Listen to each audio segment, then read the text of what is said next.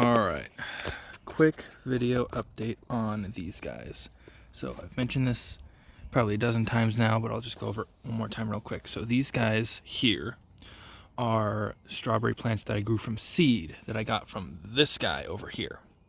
So this guy here is from Washington. It has self-pollinating problems.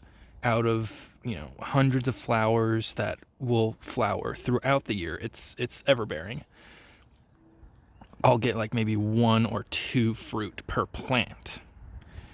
So I did some research and I thought, maybe I could get some genetic, some genes moving around if I were to plant those and get something a little different. And that's what these guys were.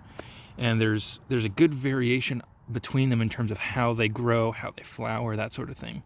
But none of them have produced any semblance of a pollinated flower. Most of the flowers will just kind of shrivel up and turn brown, which is a pretty clear sign of them not pollinating, as opposed to this guy here, which has tons of fruit on it.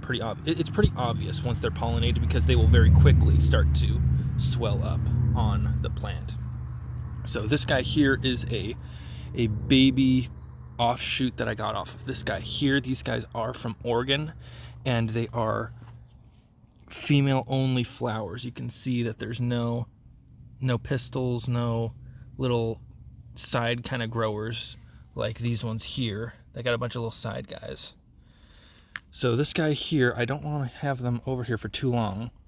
I have been crossing with this guy here to get like an almost hybrid type of situation going, because they're just different enough that I think them getting put together, cross-pollinated, might be able to get something to grow.